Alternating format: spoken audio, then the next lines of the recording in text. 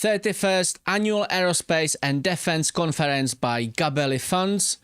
We are now waiting for New Horizon Aircraft CEO to come on the stage and bring us some updates about this amazing eVTOL startup, strongly focused on defense.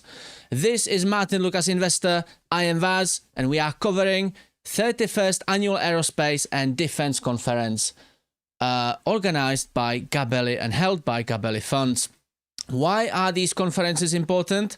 Well, for one, we have massive panel of whether legacy defense players or new startups like New Horizon Aircraft.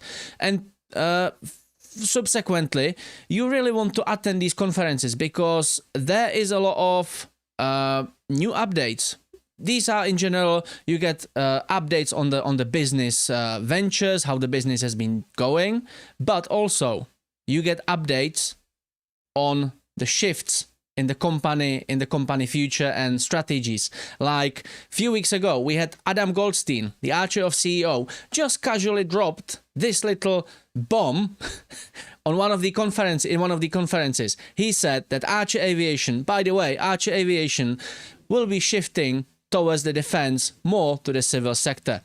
Massive reaction, but the day after, now you are there in the first row, you have your seat in the first row. So take your popcorn, put your mobile phones in the don't disturb mode, and let's get on with that. So what we've got here, let me just explain what's going on. We are waiting for Brandon to come on the stage. It will be in a few minutes. In the meantime, before we get there, I will quickly explain what's going on.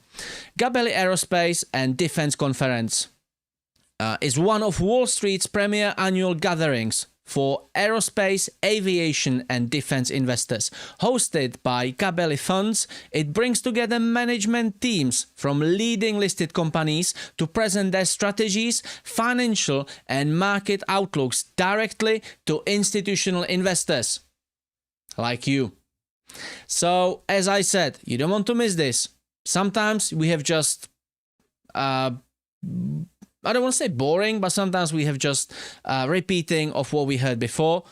Sometimes we have very good news and updates.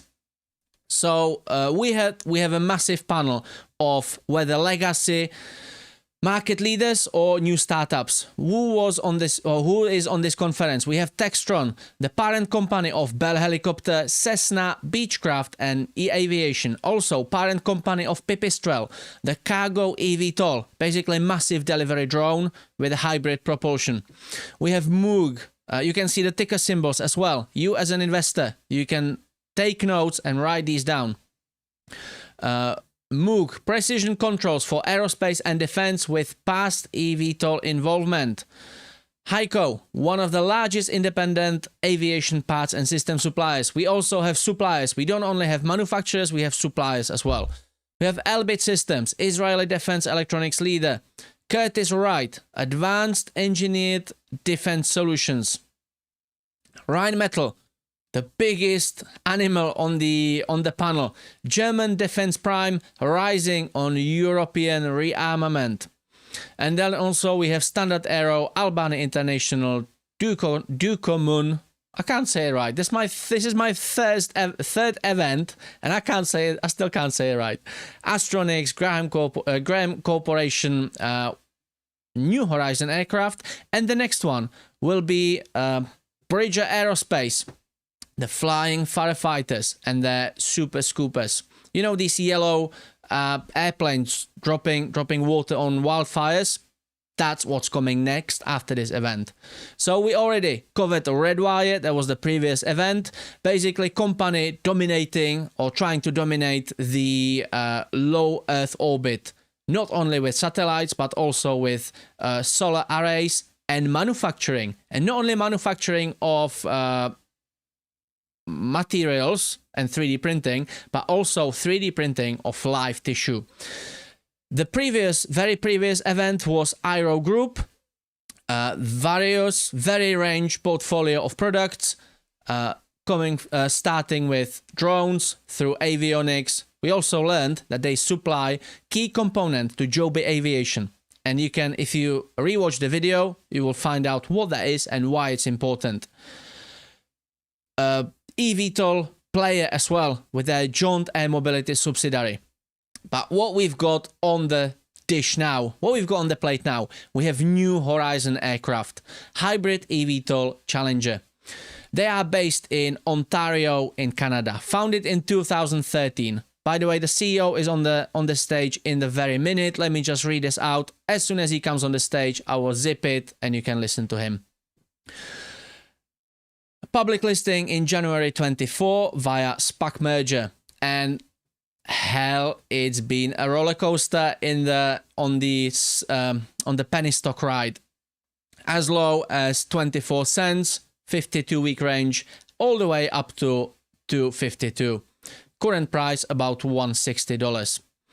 What they do? Well, they are developing the Cavorite X7, a hybrid electric VTOL with fan-in-wing design. This is a unique design, and they are promising market-breaking range and performance. So let's see what we're gonna hear from the CEO. They are designed for longer range and faster cruise compared to the battery eVTOLs. It's a very unique design. Nobody else is replicating or even trying to replicate this unique design. There will be, no doubt, there'll be a presentation. You will see some pictures from the CEO. Applications: regional air mobility, EMS, emergency services, disaster relief, and defense. No doubt we will hear about the defense branch. Customers currently in pre-revenue, but targeting regional operators, emergency services, and defense partners. They already have orders and few letter of intents from their customers. Financials: financial year 2025, cash. The balance sheet is very basic currently because we are in a very early stage. So cash, $17 million on the balance sheet, on the cash book, and liquidity runway almost 1.5 or more than 1.5 year. That's great. However, development stage, currently developing full-scale prototype.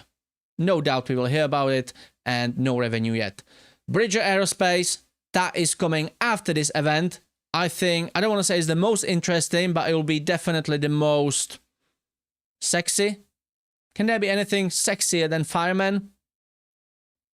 In a heterosexual way, coming from me as a man, yeah? Okay. So, Brendan will be on the stage very, very shortly. Let me just check if the audio is coming through. Oh, there we go. Company focused on Speaking designing of, and developing hybrid electric vertical takeoff and landing eVTOL New Horizon aircraft. For the regional There we air go. mobility market. The Cavorite X7 is a 7-seat aircraft, combines vertical takeoff capabilities with conventional flight efficiency, aiming to serve applications like medical evacuation, disaster relief, and regional transport with up to 30% lower emissions. The company was founded in 2013. It leverages patented HOVR, HOVR wing technology, which we'll hear more about, and is advancing toward certification through active prototype testing and strategic partnerships. New Horizon has 39 million shares outstanding, trades $1.65 for a 65 million market cap, 8 million of net cash for a 57 total enterprise value. We'll start off with a presentation from Brandon, and then we'll go into some Q&A. Brandon? Let me know if you are invested in HOVR, New Horizon aircraft, and really appreciate what is your average? I would like to know what is your average. Don't forget to hit the like button if you are interested in eVTOLs, New Horizon aircraft, and aerospace in general. We cover this on our channel pretty much daily. So drink up that coffee, the sugar lull kicks in. Really appreciate it. Also, I was told I had a 15-minute slot. So in good military fashion, Air Force pilot, I had my brief down to 5 minutes plus or minus 5 seconds. But now I can talk a little slower and we can have a little more fun with it. So that's excellent. Okay, next slide. Okay, there's a couple of weird things there. A couple more slides. One more. Okay, this is the airplane that we are building right now. Okay, so this aircraft can take off and land vertically, just like a normal helicopter. So Anyway, think any sort of helipad or any prepared surface, and it can land vertically just like a helicopter as well. En route, it has some pretty cool technology and allows it to basically fly like a normal aircraft for 98% of the mission. So if you don't remember anything else, and like I said, you fade into kind of the lull of the post-lunch sugar sort of crash, think of a helicopter that is literally twice as fast, saves about 75% of unit cost, or sorry, of cost per unit mile. So every mile that it goes, it's 75% cheaper than a helicopter. It is a lot safer, a lot more comfortable to ride in, and a lot quieter. And if I had a mic, I would drop it, but that would be a little awkward right now. But so that's it. I'll tell you a little bit more about the technology and how we're doing it, and how we have a pretty bright future. Next slide. Oh, actually, no. Stay on this slide, because the first slide is messed up. Okay, so how does it work? The CEO is a bit of fun. Our unique and patented technology is surrounding the wings and the canards that you see there, right? So we have 5 fans in each main wing. Those are electrically powered. And same with the canards, the mini wings at the front. There are 2 fans in the canards each. They're also electrically powered. Now, where does that electricity come from? It comes from a hybrid generator on board. So we do have a turbo generator on board that produces some electricity that gets rectified and gets sent to those fans. And also an onboard, very small battery array in comparison to our competition. So that distributed electric propulsion system allows it to take off vertically. And then the fan at the back, the prop, is attached directly to a PT6 turbine engine, leveraging a fuel source that, by the way, is 20 to 30 times more energy dense than the best batteries. Not that I'm slinging arrows at anybody here. And once it accelerates to an acceptable speed, so above stall, those wings close. Slide, please. Just like that. For 98% of the mission, this aircraft is flying around just like a normal aircraft, leveraging control laws that are just the same as a normal aircraft. And by the way, if you want to fly it off a conventional aircraft or airport, you can do so. If you want to land at a conventional airport, you can also do so. It flies, again, just exactly like a normal airplane for 98% of the mission, and you can operate it logistically just like a normal aircraft. Again, so highly redundant. It's capable of conventional takeoff, short takeoff and landing, which is really interesting. We can talk about that later. And also vertical takeoff and landing. I like to foot stomp that because, again, most of the shots we have are of the aircraft with the wings closed, and so people tend to think it's just a normal airplane, which I love. Now, because we have our secret cheat code on board, which is, again, just to speak very honestly, traditional fuel that leverages a 30 to 40 times, like I said, more energy dense source than some of the best batteries, we can have some pretty significant performance advantages over our competition. So this space is, again, very exciting. They advance our mobility space, transforming the way we move around the air. A lot of the folks are focusing on all electric designs. That has some limitations. They're carrying between 2,000 and 3,000 pounds of batteries on board.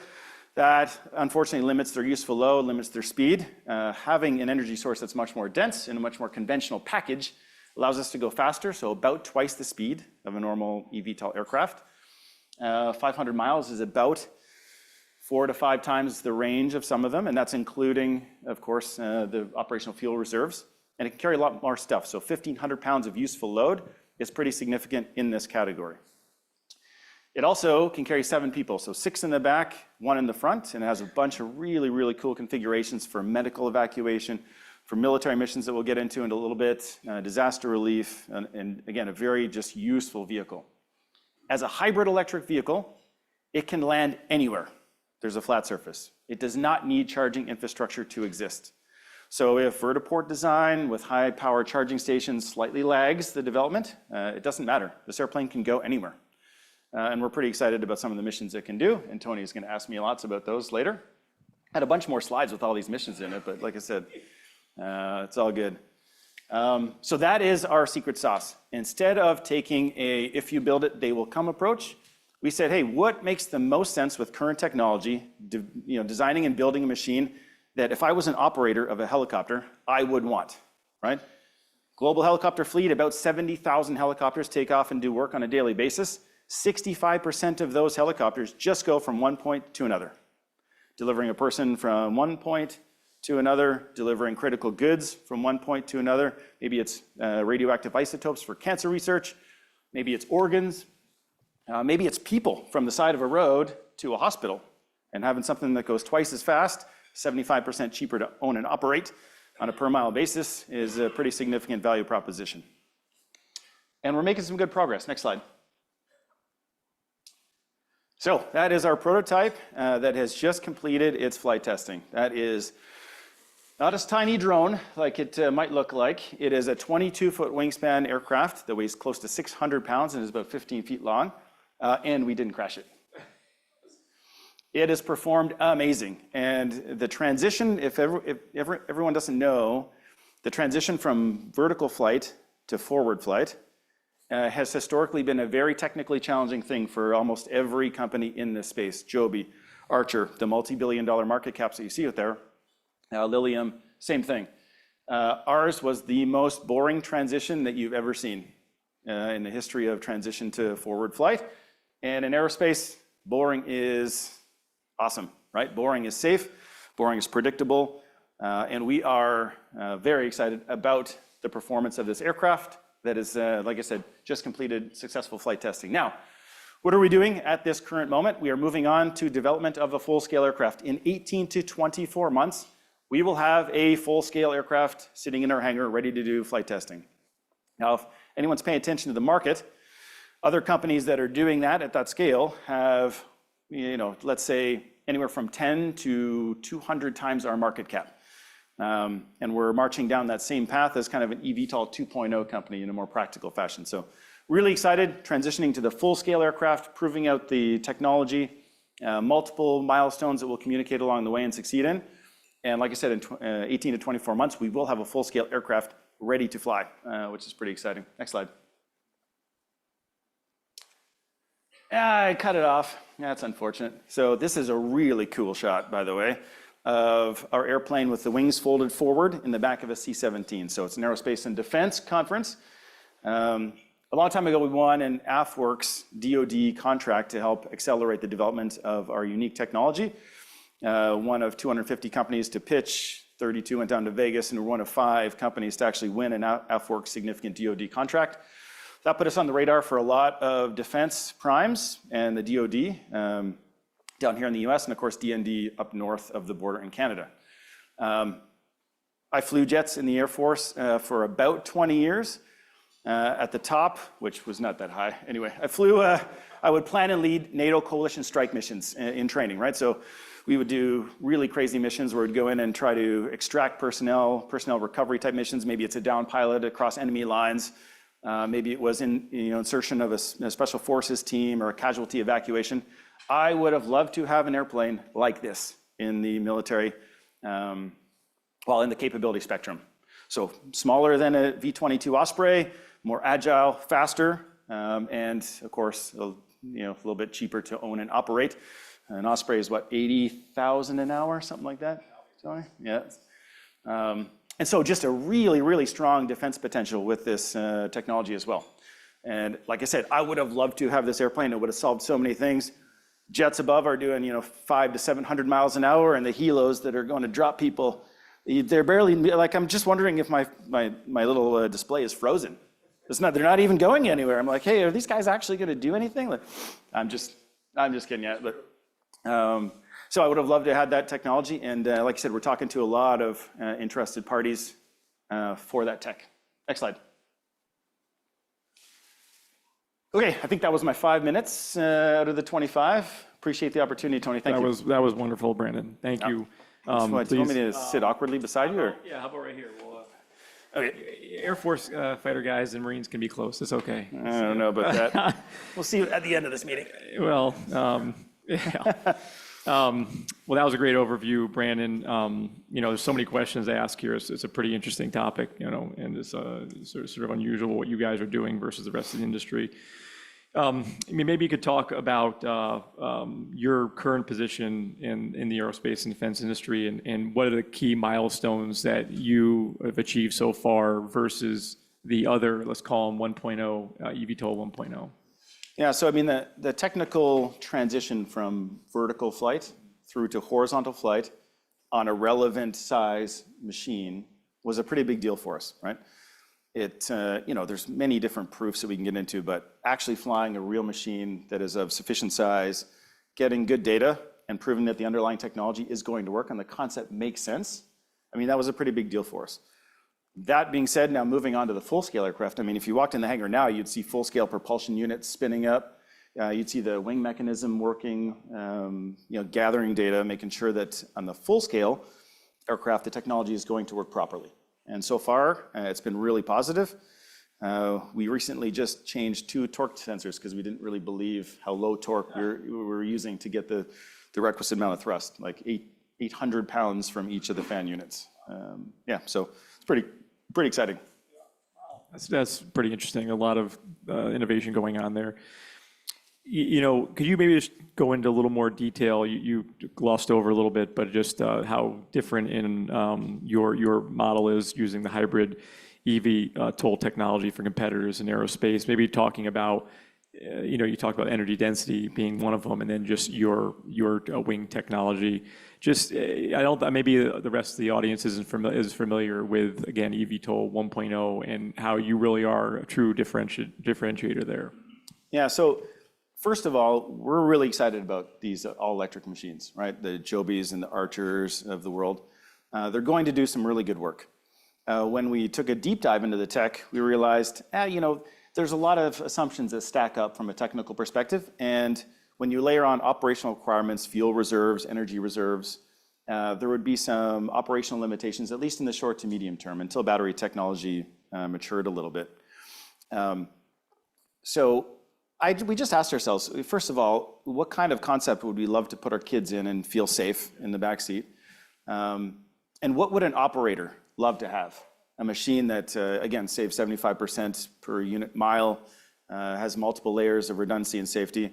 And so that hybrid technology allows a few things. One, it can operate, again, just as a foot stomper, completely independent of any of the high-power charging infrastructure that the other folks require, right? So not only do they have to build aircraft that are operationally focused, then they have to also land them at places where they can turn them quickly and get them back in the air.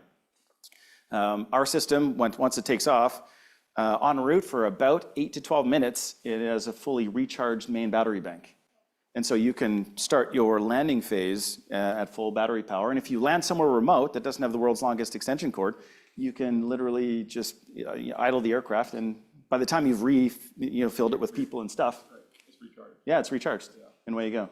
So in many ways, we thought the hybrid system just made a lot more sense, mechanically very sound, and like I said, leveraging a fuel source that's 20 to 40 times more energy dense seemed like a smart thing for a flying machine. Sort of I guess when things are on the ground, weight doesn't matter as much, but when things take off, there's a lot of issues with weight, of course. You've talked about all these advantages, which seem pretty sizable. What about challenges that you're seeing? How maybe you compare to the other eVTOLs or just the other competitors as far as helicopters? How do you see the challenges stacking up? Yeah. So and we're pretty honest with folks. There's some significant technical challenges moving forward with this type of technology. When our aircraft did that full wing transition, it's the first aircraft in history to do it like that. Period. Dot. There's been other tilt ring and tilt rotor mechanisms. And so with that comes some very specific technical challenges that we could talk about, the amount of weight in the wings and low frequency oscillations that could potentially be impactful to a flight control system. But for the most part, we're pretty happy about how it's all kind of working out. On the structural side, again, on the wings and on the main fuselage, there's a lot of sort of bending moments that we have to take care of. But again, with that extra, I should say, engineering buffer that's brought by that hybrid system, we're not so critical on mass. We can plus up on a few things. A good example is the gear, right? So we can make a gear where it's stressed to land on a normal on a normal airport. Otherwise, if we were so weight dependent because we had 40% of our entire weight in batteries, then we would be looking for every single ounce. We still are looking for every single ounce, but we have a little bit of technical room for maneuver, if that makes sense. That's good. There's a lot of things to think about, but like you said, you've got a much better buffer. looking ahead, maybe we could talk about growth plans that New Horizon has over the next 5 years in terms of revenue and market share. Again, I know we're just starting out here. There's a big window to go through, but how do you see this playing out over the next 5 years? Well, I can tell you something we're not doing. I mean, I could have sold 2,000 of these airplanes on paper already with loosely binding LOIs. We are looking for really, really solid partners. But listen, I mean, if the airplane works the way we say it's going to work, or even close, and we can save anywhere from 60 to 75% per unit mile, and basically build a faster, cheaper, safer, quieter helicopter for that 65% of the global fleet that just goes from one point to the other, we're not so worried about demand. I mean, I think it's a classic business case on product market fit. The better you understand the operators, and I mean, I come from a very operational background. We're not a university think tank sort of company that has a fancy bunch of renderings. The better you understand the operator, the better you can tailor a machine that is essentially, like I said, a better mousetrap. And it will be used, and there will be high demand for it. I mean, I would, if I was a global lessor that had a fleet of 150, 427s or whatever kind of helicopter you want to pick, I would be very interested in talking to us about a machine, again, that operators are going to be clamoring to get a hold of, when it becomes available. Yeah. Now, maybe I'll go off script here really quick, but that's a good question. It was brought up earlier with Albany. I don't know if you heard that, but they were asking about what is the customer acceptance, their thought process. Where are we right now in the eVTOL space of people actually thinking about this? Where would you say, what inning are we of at some point this is all going to work? Analogy. Yeah, love it. Right. I'm a Blue Jays fan. Sorry, apologize. Sorry. Yeah, exactly. So it's an exciting time. Yeah. You back up like 3 or 4 years, and we were not certain. The advanced air mobility space was not certain whether these machines could even be certified. Right? 2117 Bravo is the framework in the FAA that allows for certification, type certification of these aircraft. In Canada, we're working on it. EASA has their eVTOL. These things have all coalesced from a regulatory framework in the last, call it 3 to 4 years. That's fantastic. So rewind, not sure if it's possible. Fast forward to 2025, and there will be certified aircraft flying in the advanced air mobility space very soon. Joby first, Archer next, and a few other companies that are maybe under the radar, Wisk. And so that's a pretty exciting time. So it's no longer a giant stream of question marks. It's going to happen. Now, the true question is, what operational utility would they have?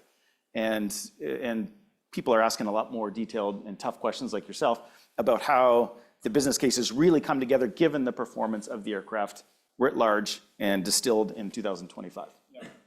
I'll go off script one more time, but we talked about this when we first met on the phone.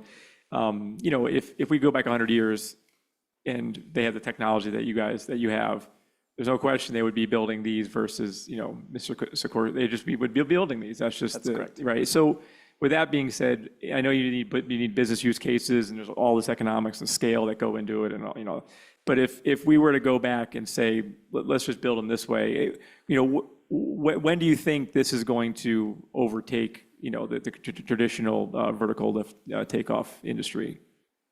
And so, I mean, when do you think it's going to be accepted where it just doesn't make sense to have a bucket of bolts, taking off? That's a great question. Yeah. And for this, the answer is kind of a story. So I'll tell a bit of a story if that's okay. I recently was staring down the barrel of another regional trip. So I had to drive to Pearson International Airport, and that took me 2.5 hours. I had to get there 2 hours ahead of time. I had to go through security and go to the back room and strip naked, all that sort of good stuff. Finally, I got through the whole thing, and I flew 2 hours to another place. And then I reversed the process, got a rental car, and drove to the place that I wanted to be. And it's just brutal. And then I discovered the miracle of Porter Airlines out of Billy Bishop Airport. And I drove the same distance to Billy Bishop. It's a regional airline. Walked in, they wanted me down, took me 2 seconds to get through security. They handed me a vodka and soda, and I was on the airplane like I imagined it would be to travel in the 1970s. And that would have been a good time to be alive from an air travel perspective. So awesome. And I got right to where I was going, right? There's a really interesting NASA research paper out there that talks about the 5,000 underutilized airports in the United States alone that are regional in nature. They talk about to get to a major hub, the average American goes 2 hours by car to get to a major hub. For these regional airports, if they were activated and they could fly people from point to point, they're within 15 to 20 minutes of any individual's home, right? So they'll call it 30 minutes, travel to the regional airport and get to where you wanted to go. That's how it used to be. For efficiency reasons and for convenience reasons on the major airlines, it's more of a hub and spoke method that is really inconvenient and annoying for travelers. So writ large, if you're thinking, 20 or 30 years down the road, not even call it a decade, this offers an opportunity to reactivate some of those regional airports and really redefine what it's like at a region, what regional travel is for the consumer. I think that's where it starts. If you give people a viable option that is economic and is more convenient for them, they will take that option. And all the safety that goes with it, like you said, you'd be comfortable your child flying in it. It's a no-brainer. Yep. Maybe I'll open up to the audience, the questions to the audience. This is where you want to listen, because these prompted questions from the audience doesn't look like much, if any, debt at all on the balance always sheet. surprising. Which is, Zero. which is a great thing to see for your stage right now. But Yep. are you guys going to have to go to the markets here to, as you get closer to commercial? Are you guys going to have to take on some debt, do an equity raise? What's kind of the plan there? Are you happy with the cash you have right now? Just curious about that. So great question, as always. And I guess asked this a lot, so I have my canned answers, but this crowd seems into a little more useful information. So I'll answer that simply yes, we will have to raise more. Now, look at our track record in comparison to some of our peers and their trajectory. We're taking a very capital efficient approach. We don't have a 100-man marketing team that is out, or 100-person marketing team that's out there pushing the stock on a daily basis, kicking out a bunch of fancy renderings. We don't have a government lobbying arm. We're not spending any money on establishing the regulatory frameworks that now have coalesced for us and we can take advantage of. So in many ways, being that 2.0 company that can come and take advantage of all of the good work that the previous companies have put in, we can proceed in, again, a much more capital efficient manner. So will we have to raise more? Yes. Will we do it in a very responsible manner? Yes. Do we have some strategic backers that we're very, very fortunate to have on the financial side? Absolutely. And that gives us a lot of options. My number one goal is to raise in the most responsible manner possible and keep in mind each and every single valuable shareholder that decides to put money into or put faith into the company, essentially. Yeah, that's part of the growth company, right? That's part of the business. How is the company planning to scale its operations to meet this anticipated growth? It must seem like an overwhelming thing to start growing at scale, and maybe it probably relates to his question as well. How are you foresee that playing out? It's a good question as well. So in short, people and partnerships. So it's really exciting. On the people side, we are hiring the best people from around the world. It's pretty incredible. You can look at the roster if you want on our website. We have a lot of open positions, but we are hiring only the best. And now we have the advantage of 4 or 5 years of people struggling through some of the all-electric architectures and some folks that have really been at the leading edge of aerospace and electrification. And we get to take advantage of their experience and build kind of a leaner machine, if that makes any sense. So that's the people side. So hiring lots of folks, it's awesome. We're building a team. That's the first thing we're doing. The next thing we're doing is partnerships. And this could be a 20-minute conversation, but I'm acutely aware of my OCD brain looking at the 246 and counting down. Time on target. On the partnership side, we're partnering with folks that know what they're doing. So we're talking to operators with boots on the ground. We're talking to special forces guys that actually that operate these things. We're learning viscerally about exactly what is required and making sure that we partner with the right folks to then establish a profitable network. So how do you make money in aerospace?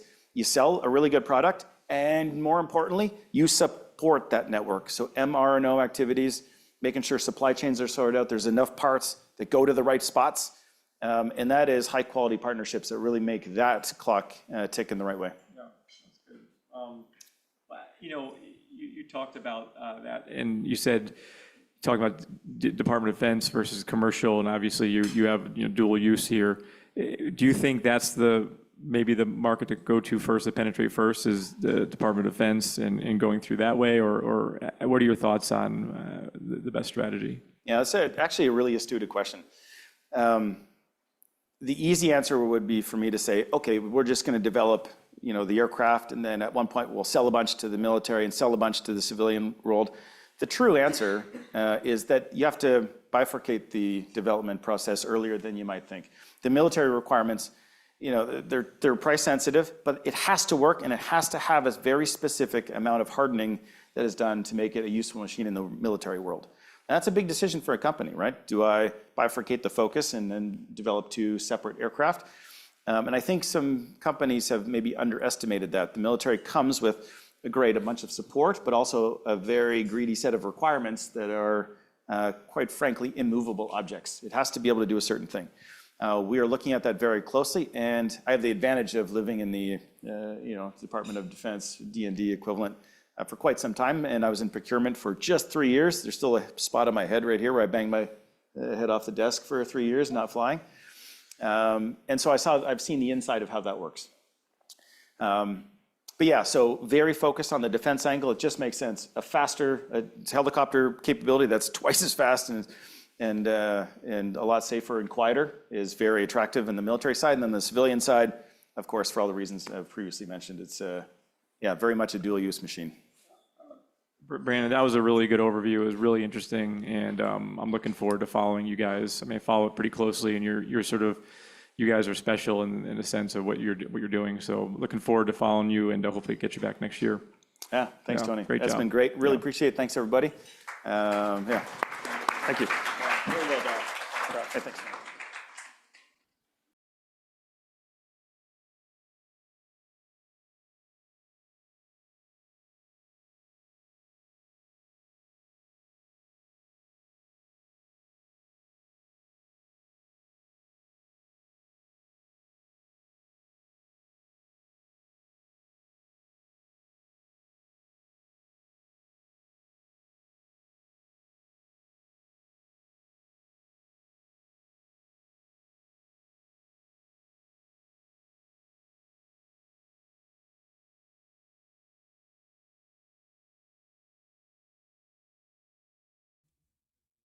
Thank you. That was very bold. That was very bold and brave. That was a bit cheeky as well, but it was honest. I love that presentation. I dare to say it was one of the best presentations I've seen, to be honest. Brendan Robinson can be a bit eccentric as a CEO, but he's got the human level. He's got that as probably his past career. But yeah, that was very good presentation. He wasn't trying to sugarcoat the downsides, the challenges. He was just laying it down in front of everyone. He wasn't trying to inflate the business. He wasn't trying to make it something unrealistic. It was very level-headed and fair conversation or presentation. So I love this. Thank you everyone for joining me. Hopefully the audio level was all right. The stream quality was a bit dropping sometimes, so hopefully it came across well. Those who are here for New Horizon aircraft, don't forget to hit the like button and subscribe, because this is one of the companies we are focusing on. We are giving you pretty much daily updates on the eVTOL sector, on the advanced air mobility, aerospace, and as you can see now, defense as well. I cover most of it. Martyn sometimes does it. Sometimes I do it with Sensei. It's just the way we do it. Don't go anywhere. There's one more presentation to come through, and that is Bridger Aerospace. What is Bridger Aerospace? Flying firemen. Can't be any sexier, and this is coming from a straight guy. Can't be any sexier than flying firemen, can it? Well, you know these yellow and red water scoopers that drop water on the wildfires? That's what we are talking about. So definitely don't go anywhere. If you stay where you are, you have 3 ways how to join me. If you stay where you are, there will be, when the stream ends, there will pop up a little window. You can click on it and go to the next event. Or in the chat, top of the chat, there is a pinned link to the next event, to the Flying Fireman. And then in the description below, if you are watching the video, the description below the video, click on it and it will take you to the next event. Here, if you are watching, is playlist related to this topic. Here is another interesting video. Thank you for joining me. It was very interesting presentation by New Horizon Aircraft CEO, Brandon Robinson. That's it for now. Take care of yourselves and each other.